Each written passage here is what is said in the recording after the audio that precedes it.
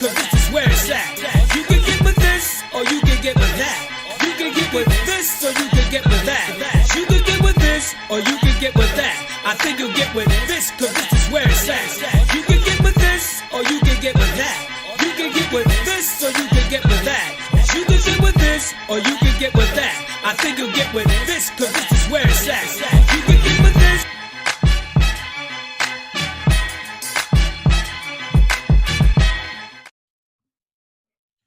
Welcome everyone to This Is It. I am Corey Roy, and we are back here on this reaction review, and to let y'all know our thoughts on She-Hulk episode 8, which is the penultimate episode. And to do this, what better could I do this with my man Phenom 202? What's going on, brother? Phenom 202, DDA representative. Yo, man, this episode, man, this is what I've been waiting for the whole episode, man.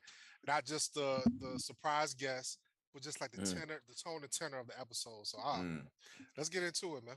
All right, man, let's get into it. But as always, before we get into that episode, I just want to say, if you guys have watched more than 2 of our videos, just go ahead and hit that like button, subscribe to the channel, and come on this ride with us as we continue to make that channel grow. But yeah, like Phenom said, without further ado, let's go ahead and get into it. And I want to break this up in like 4 little parts, you know. So we're going to talk about Leapfrog, then we're going to talk about Jen and Matt, then we're going to talk about Daredevil and She-Hulk, and then that ending part with her at the gala. So let's get into the first part. Let's just talk about Leapfrog. So if the episode starts off with Leapfrog, he's this new character that they're introducing into the show. And he, is doing his little thing, fighting crime, and looked like a Walmart parking lot, like well after hours, but I don't know what it was. And eventually his suit malfunctions, and he winds up suing Luke Jacobson, the guy who makes all the superhero suits, because it malfunctions, to get his money back. He tells Jen about the situation. Ultimately, he does lose the case and, gets upset about it and decides to go and kidnap Luke Jacobson so he can make him a new suit. That's it in a condensed form of what this whole thing is going on with Leapfrog in this episode. Phenom, give me your thoughts about him and his little storyline in this episode. I did like how you put the bow on that part, but there was so many bits and pieces in there that made this part iconic, yo. Yeah. This was the best episode of She-Hulk, by the way. Yeah. So the court case was funny. I mean, like, his suit malfunctioning, and then, he going to the firm, and they were like, she picked up the case, and like, who you suing? Luke Jacobson. He like, I can't sue him. Mm-hmm. He's making my clothes. And he was like, you ain't got no choice. You got to take it on.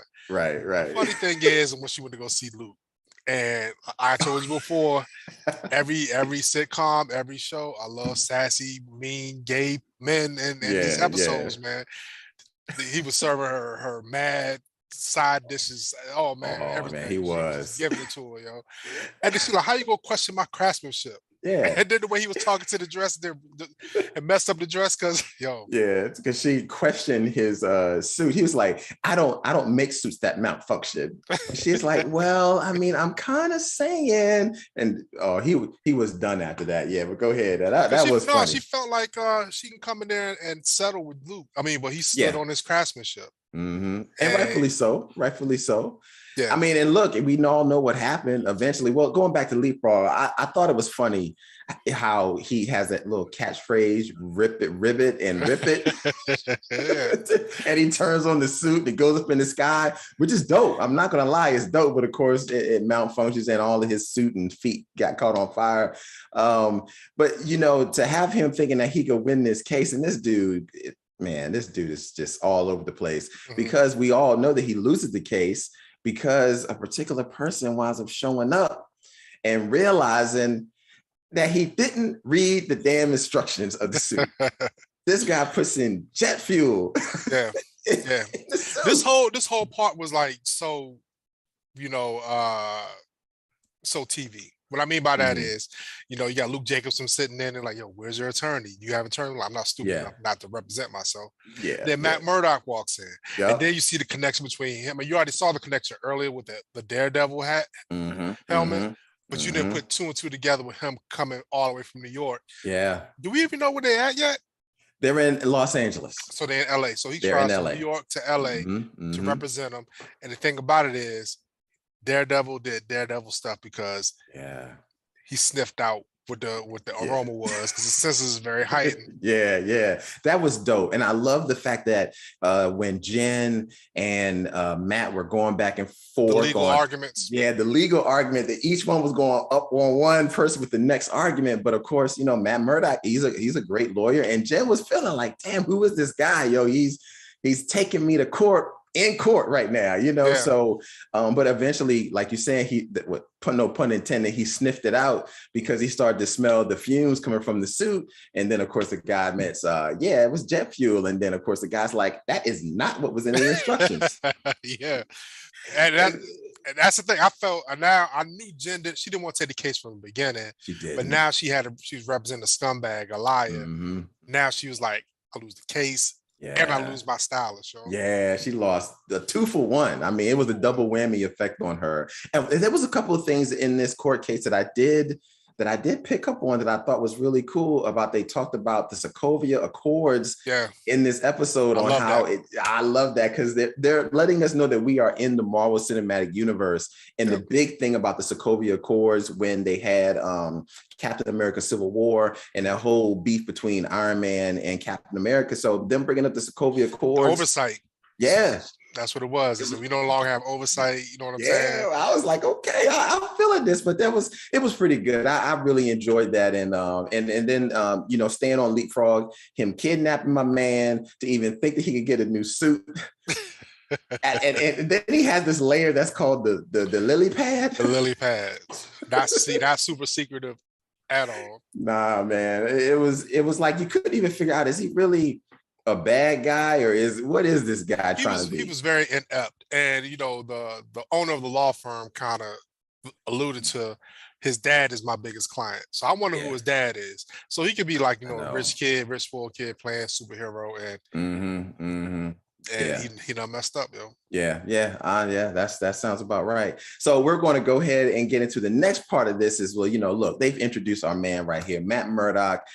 Charlie Cox he was already officially in the MCU. We saw him in Spider-Man No Way Home, but now we really are getting to see him in the MCU now. So he is in the MCU. He wins the court case, and the first thing you really see him, he's at the bar. He's with Jen, kind of having that little banter back and forth, buys her a drink, flirting with her a little bit, and kind of letting Jen know that there's a lot of ways to play your life. Like, yes, you can be a lawyer, but there's other ways that you can uphold the law as well, and he said something in that I thought was really cool. He said, we be as lawyers to uphold the law, but sometimes we have to be something different when the law fails. And him being a lawyer, he knows that happens sometimes where things just don't work out in a court the way you hope them to. And got a broken legal system, yo. He knows how to play in and outside of it. He knows that. Then we have a situation where they're meeting up, they're flirting. Jen's starting to film a little bit. She's like, what's going on here? Then, of course, Jen gets a call later from Leapfrog, basically saying that he's been attacked. But right before she gets this call, that's when he has to dip out and say, hey, I got to go somewhere and do something. But then he gets a call saying that she's been attacked. She goes home. She's like, what in the world is going on? And then she's like, okay, I think I might go ahead and grab the suit right now. And I really like that part when she grabbed the suit, because it reminded me like one of those old 80s versions when the camera work was like exactly. She was suiting up to be She-Hulk. But go ahead, what were your whole thoughts about this whole part? I thought all of this was pretty funny because before, correct me if I'm wrong, they had drinks, but then she got a call too. Yes, because she had to go meet with the other dude, the weird client that was like had a She-Hulk fetish. Yeah, and he bought some Wakandan artifacts. Yeah, he bought a Wakandan spear that he got. Yeah. And it was but that part was funny. I'm not gonna lie. But yeah, like she gets the call from Leapfrog. Leapfrog's like, yo, they're trying to kill me. Yeah. So she dons a suit and she goes to find Leapfrog, and this is when. I was surprised that Daredevil had a little comedic element to him. Let's go ahead and get into that. So at this point, she donned the suit, and you can see him driving up. I mean, he's driving up. Somebody's on the car. She-Hulk shows up at the time. She's donned the suit. The car rams into her, flips over, and of course flips over her. And it's clearly Daredevil. He is donning a new suit that we're not familiar with because the suit from Netflix is typically more of the black suit or the red suit. Right. But in the comics, he is actually donning more of a suit from his early days of Daredevil, which is kind of like the gold and red. So that's where that particular style comes from. But let's go ahead and what you were saying. You weren't really feeling the campiness of Daredevil. So you think he's been too MCU-ified? This was if I had one gripe about this episode, it was the Daredevil CGI. Really? I don't think we needed it. You know what I'm saying? Because if you look at all the other episodes of Daredevil, it was no CGI. It was just raw Daredevil.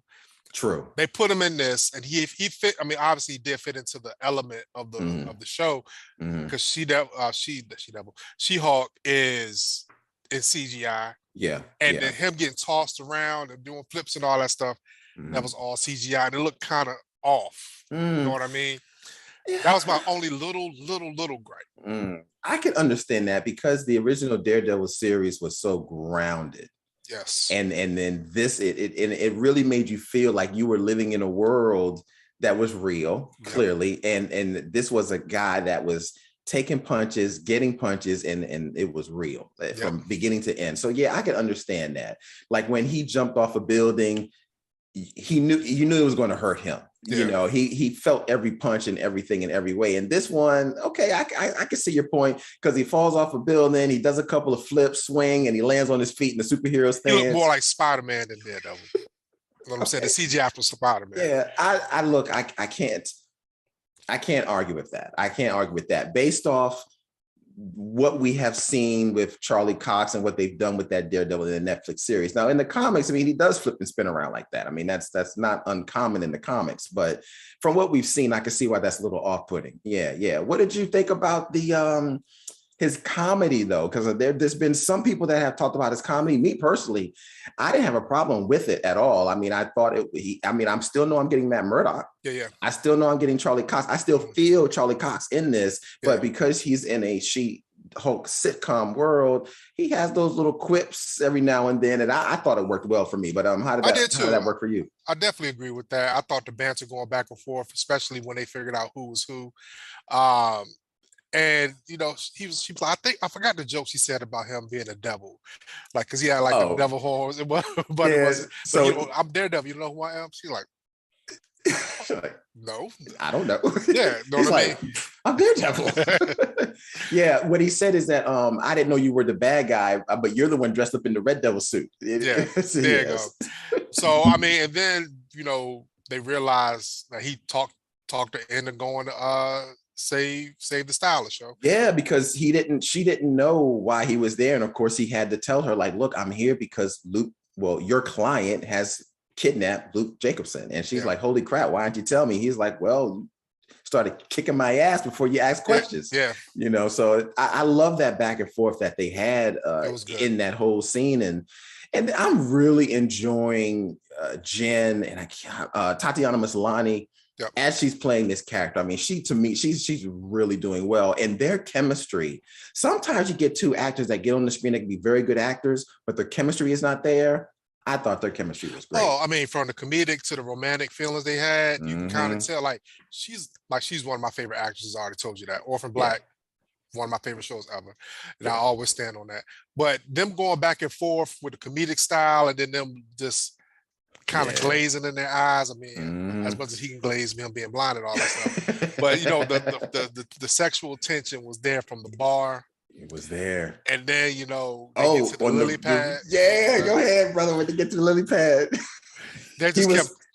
He was feeling the heartbeat. He knew she was feeling them. I mean, he was messing with her. And Charlie Cox, man. I mean, look, he knows. He knows. Oh, the elements of Daredevil they put into this situation where they were on top.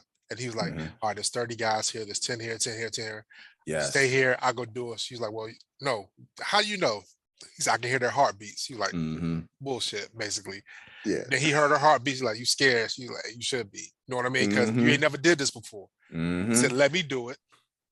and then he's like, follow my lead, and she's thinking, I could just go in here, and then I also like that one part where she's like, well, what you're going to need my help, and he's like, look, I've been doing this, I know what I'm doing, and she's like, well, I'm the one with superpowers. As soon as she said that, he was like, okay, whatever, because it reminds me of it kind of reminded me of the situation with Batman and Superman, like like Batman doesn't have any powers, but Superman does one move and everything's done. But it's like, I love the fact that they're two different people with two different approaches, and they're thinking, I could just go in there and smash it up and we'll be good. And he's like, no, that's not how we do things. We got to do it differently. But eventually they do come to some cohesive agreement in a way where they work it out. And I loved all of that going into this episode. So now we're here at the lily pad, I'm sorry.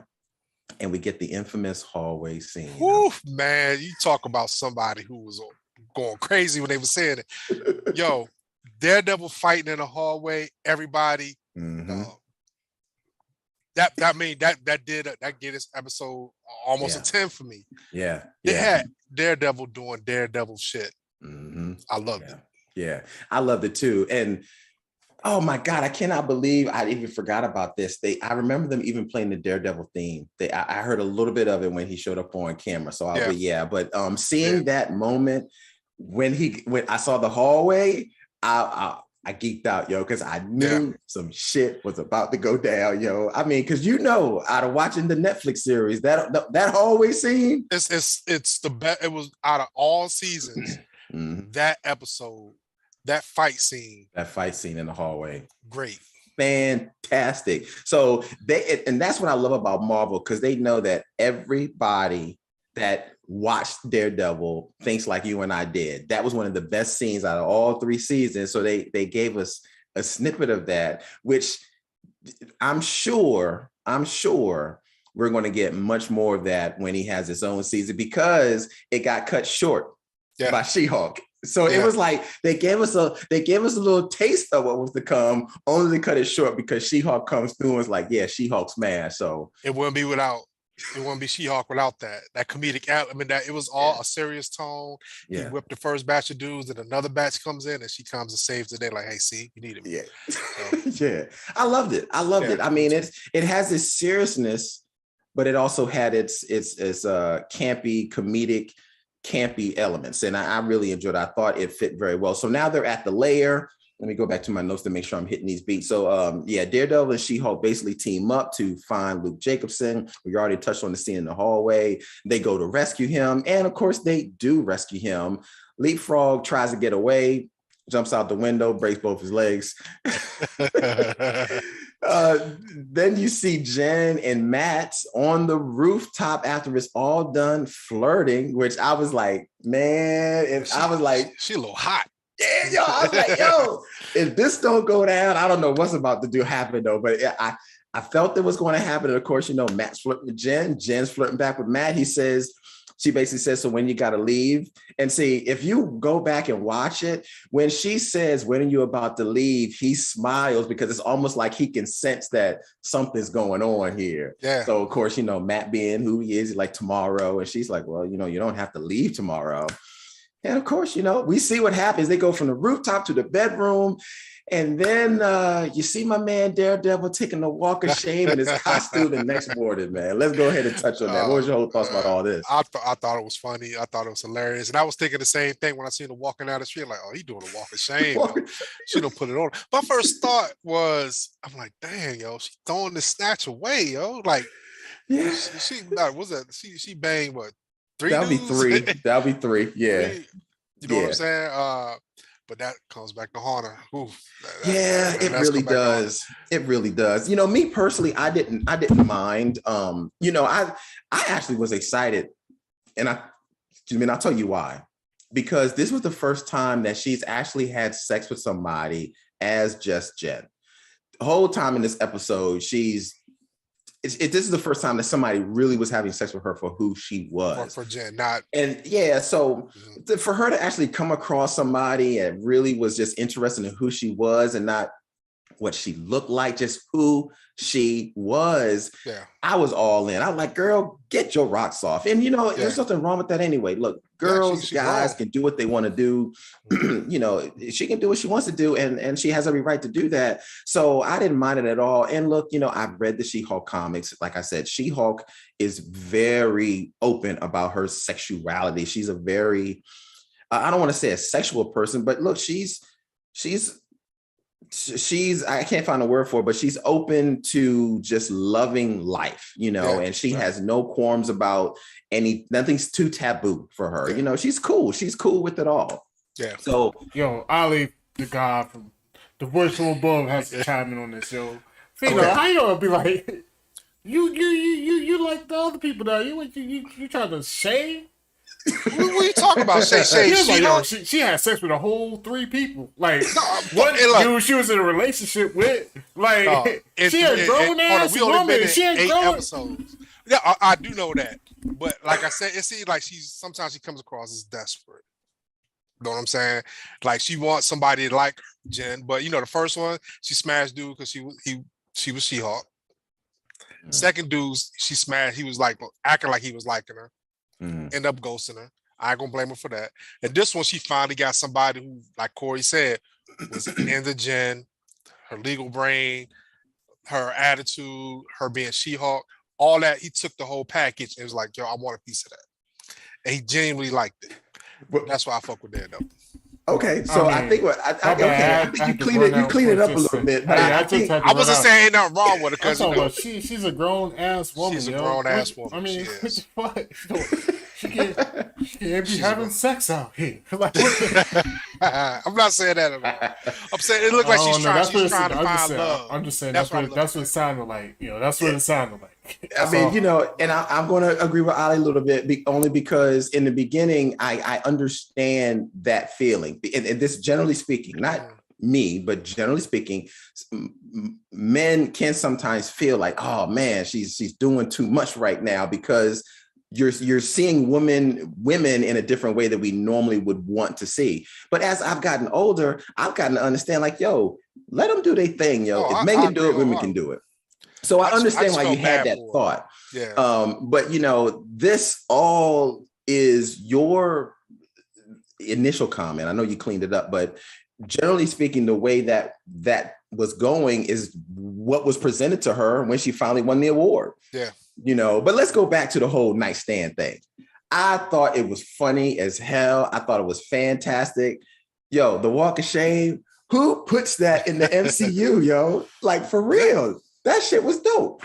Yeah, he didn't have no clothes. I mean, he had his only thing he had was his Daredevil. That's the only thing he had. And that's what makes the walk of shame so iconic, I guess, or the walk of shame, because you don't have an overnight bag. You don't have an overnight bag. So you go there with the clothes you have on. So you got to leave with the clothes you have on with. And I don't know about you, but how many times were we at ODU and we saw that walk of shame? Oh, that's what I was about to say. We could look at our apartment. Look, they going over there. Oh, yeah. Oh. When I was in college, I saw tons of walk of shames, man. Shit. Sometimes I walk that walk of shame sometimes, Look, real talk. Yeah, I'm married to my walk of shame, yo. There you go. Yeah, man. I love this, man. I love this whole thing. I was glad that it got the hook up, man. I really was. But going on your point, so now Jen, look, she's now She-Hulk. She's got her dress. She's going to the gala. She's in it to win it. She's getting her award for Female Lawyer of the Year, which is kind of effed up because they're giving it to everybody. Yeah, so it's like so it's kind of they're watering down the award to give it to all females, asking what does it feel like to be a Female Lawyer of the Year, which is kind of really effed up. Of course, her ceremony gets interrupted, and next thing you know, you see a bunch of videos of them. I'll make sure I get this right. Basically violating her privacy, showing videos of her being taped sexually, showing her dating apps, photos, all kinds of things. Jen gets very upset, goes off the Richter, starts to destroy the videotape that it was on. And next thing you know, she's going after a person that she thinks is after it, and all the guns are on her. And you see her finally understanding what her cousin Bruce was always saying about once they see the monster, it's hard for them to get that out of their head because she's pissed right now, which rightfully so, she should be. And I guess the question is, where do they go from here and what's going to happen? But what are your whole thoughts about this whole ending scene of this show with Jen, the video, the slut shaming that they were doing? What were your thoughts about all that? I thought it was dope. I thought it added a seriousness to this episode that we haven't gotten before. Mm-hmm. And I was waiting for her to be in a situation where she has to Hulk out. Yeah. And the thing about it is she didn't Hulk out over nothing small. Yo, it was revenge porn. Somebody actually taped her and we already know who taped her. Yeah. You know what I'm saying? It's a douchebag. What was his name? Josh Ben. I can't remember his name. Josh, I think that's his name. Whatever the guy was. And basically it was like anonymous, like doing a swatting on her and doing exposing her and all that stuff. And in front of everybody. Yeah. That's family, colleagues. Yeah, that's rough, man. Anybody would have been upset. I mean, rightfully so. I mean, you are having your whole world put on blast. I mean, this is privacy here. I mean, you're and they called her a slut too on there, you know. So they said basically they showed a video of her having sex with the guy. They showed pictures of her apps. They showed, I think they even saw a picture of Captain America. I mean, they were showing everything that could expose her, and they were like, "This is why she shouldn't be She-Hulk. This is why she shouldn't be a hero. You know, she's a slut." And it was a really, I love this because it was reality on the whole slut shaming concept. So they were really slut shaming her. Yeah. And I made some notes here because I was listening to another show that I got to shout out, the Geek Buddies. Mm-hmm. And listening to this show, one of them actually said that when Tony Stark, and we all know Tony Stark was he was getting women, he was running through thousands of women. Mm-hmm. Nobody ever questioned Tony Stark when he said he wanted to be a superhero. Yeah, and yeah, phenom. Look, yo, I wasn't questioning her. Like, she's a grown woman; she can do whatever she wants to do. Yo. I'm just pointing out the hypocrisy and the double standard that happens, and like Corey just brought up, yo. So, like I was saying, phenom. Nobody questioned Tony Stark when he was having all these women that he couldn't be Iron Man, he couldn't be a superhero, he couldn't save the world. But when it comes when she's having sex, when she's just trying to live her life like everybody else and do it now that she wants to do, all of a sudden we can't have her as being a superhero, that she doesn't fit the mold. She doesn't deserve to be a superhero. And all of these things really stuck out in my mind. Like, man, they're really trying to expose her in the way that women get slut shamed just when they do the same thing men do. Men get appreciated for it. Women get demoralized for it. So I thought that was fantastic and a serious tone that they were actually bringing to this situation. And in every right, she had a right to be pissed. Shit, I would be pissed. Yeah, you know, it feeds into the narrative, yo. And I don't feed into the narrative, like I said. Like, healthy hoes out there, do what you need to do. Healthy men, women, anything like that. If you grown, you have no ties, and y'all consensual, have at it, yo. Just be safe when you do it, man. It just goes back to like when I was watching this. I guess I can't remember the guy's name, but Amber Rose was doing an interview with this guy. Yeah. Jesse, whatever. And he was Jesse like, Smouye? Nah, it wasn't him. It's this dude, he's a troll dude. He was like, she was like, so what? Be having sex with a lot of dudes, was that make me? See, he said a slut. He's like, what does it make a guy? He said a slut maker. That's the whole attitude of when you see stuff like that. And this, it shouldn't have been. I mean, she should be mad that they put it on blast like that. Yeah, because it's private. But I think them calling her a slut and saying like she's no hero, this is what she's doing, and all that stuff. You know. Yeah, you make a good point. Set her off, yo. Yeah, and rightfully so. I mean, it's very true to the life that of what happens to women in the world today. And I love the fact that they found a way to bring that out in the show because it took a very serious tone. She gets upset. She basically becomes a savage She-Hulk, and which is very interesting because when she becomes savage She-Hulk in the comics, she is wearing a dress that is all torn up. They didn't tear this dress up though, but that's what I remember She-Hulk as. Mm-hmm. Yeah, when she's in the comics as savage She-Hulk, she's wearing more of like a dress, and she's just going to F off.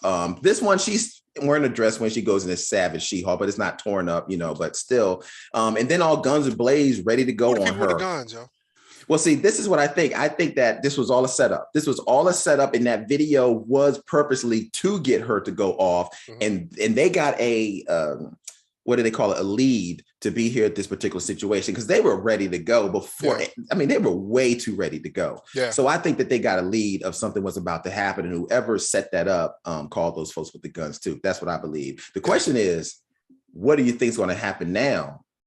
In this penultimate episode, what is going on? Will they have a season 2? What do you think is going to happen in the next episode? I don't know. I know she's going to get out of the situation. I don't know, man. I want to know who these people are. I want to know who has it out for her. Yeah, I've had some theories. I do not think that it's going to be a big battle. Well, I think it's going to be somewhat of a small battle, but I don't think it's going to be a really big battle. And I don't think the season is over. I think we're going to have a season 2 of She-Hulk. I think there will continue to be more episodes of She-Hulk. And the reason why is because I think She-Hulk is going to be that glue in the middle or that cog on the wheel that brings all the heroes into this world. Because right now we've had well more than 3 or 4 superheroes coming into the She-Hulk series. They've already hinted at the Red Hulk. They've already hinted at Daredevil's already in it, and they've already hinted at Wolverine. And I think She-Hulk is going to be more of that series. There's going to be more of those superheroes in. So I don't think this is going to end. I think we're going to get a season 2, and it's going to be a continuation of season 2 that will spill into Captain America World Order. That's just my hypothesis of it. But I do think we will possibly find out who is the guy behind trying to get her. I don't believe it's the leader. This seems kind of beneath him. I think it's probably somebody else that's doing it. But I think She-Hulk this is going to be going on for more than one season. I agree. I'm loving it now, man. Like I said, I was kind of like waffling back. Come on back. But I'm like, yo, it started hitting its stride, started getting better. And I like the balance between the comedy and the serious tone. I think the next episode is gonna be more of a serious element because it's like it's a crazy episode. It's going to be a crazy episode because she went crazy. I think she's going to get fired from her law firm. I think so. I think she's going to get fired from her law firm. And I think it's going to be her assistant, and Pug. They're going to go out and do on their own. And I think she's going to use the information that she learned from Matt to understand, like, look, I may not be a lawyer, but I can be a lawyer, but there's other ways that I can help as well. Because if you look at this season, this has been her hero's journey. Yeah. Because the beginning of the episode, she was totally against being She-Hulk. And you're seeing a different tone of her now. And she's probably starting to understand everything that Bruce was saying. She's understanding everything that Matt was saying, her friends, even the lawyer that she didn't like that was telling her, you deserve better. She's getting everything from everybody to be the She-Hulk that we will know later on. But it'd be really interesting if I could hear something from God above named Holly about look, I done popped up on screen now. I'm on screen now. What are your thoughts? I've been having a little bit of work. I've been working on the side, jumping in. But thanks for having me jumping in here. You know what I'm saying? No, this episode was fire, man. Everything about it was good. Y'all already said everything was good with it.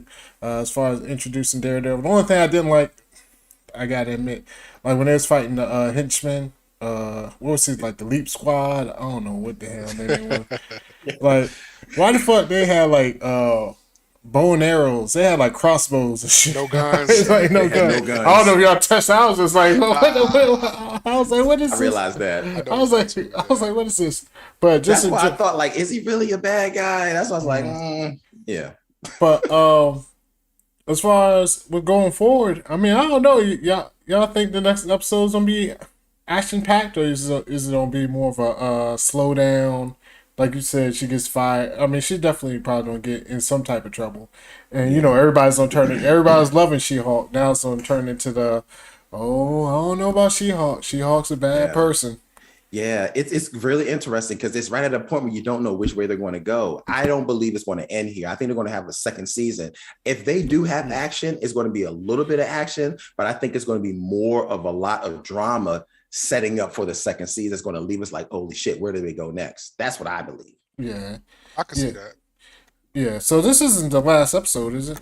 Like, I didn't think it was the last episode either, but she made it sound like it was the last episode. And I'm like, holy crap, is this the penultimate episode? But I thought she said penultimate. Yeah, she says it. Yeah, so that's what threw me off. So I don't know. I mean, look, this sitcom has took me for a lot of loops. She could be saying the last episode, and then all of a sudden she looks at the camera, it's like, I got you, bitches. Yeah. One more episode. Exactly. Because she does that in the comics. It will be near the last end of the page, and you'll turn it, and it'll be a cutout of her looking at you and say, I got you, bitches. You thought it was the last page, and she'll start talking to you. Yeah, that could be. She do the hands like that too. Like, yeah, she do the hands like that. Got you, bitches. But anyway, I give this episode 9.5 out of 10. It was just that damn good for me, man. Phenom, what do you give this episode? I'm with you. It got close to a 10, but I told you that CGI Daredevil kind of took me down a peg. You know what I mean? Okay. I understand why they had to do it, but it looked really campy. Yeah, understandable. I got you. All right, Ollie, where you give it? I give it a solid 9. It was good, man. Like, it had the action, it had the comedy. I like my boy Lee. What's it called? I like him too. Guard Frog. What he was like? Oh, when he was saying that shit at the beginning, I was like, what? Like, yo, I thought he was funny. Like, all around, you know, I can't give it quite a 10. It was a couple of things like, you know what I'm saying. I did notice that with like the Daredevil CGI, he looked a little like, I don't know, Spider-Man-ish. Yeah. Like, the fight scenes was great. Don't get me wrong. It did seem, I don't know. Maybe I was just too hyped. Like, I was expecting a little bit more, but I think that's probably on me. They pulled that back purposely. Yeah, because Daredevil's coming out. Yeah, I think like that's I said, that's my take. I think that's more on me than the show. But you know, just I do still wish they would just sprung this on us though. But they need the eyeballs, they need the hype around it. But if they would have just sprung this on us, this would have been way better. Just imagine, like, if he just walked into the courtroom, it would be like, you know what I mean? Right. Versus like showing the helmet. Yeah, like, they just dropped that Easter egg, I guess, to show the tie between. Yeah, to show between the two. Jacobs.